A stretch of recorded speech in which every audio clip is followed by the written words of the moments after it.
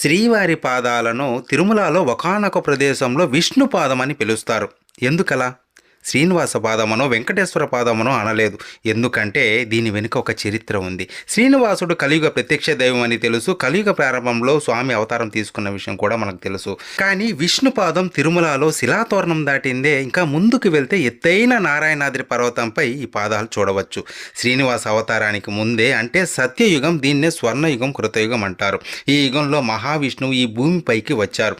వస్తూ మొదట పాదాలు ఉంచిన ప్రదేశమే నారాయణాద్రి. అందుకే ఇక్కడ విష్ణు పాదం అంటారు.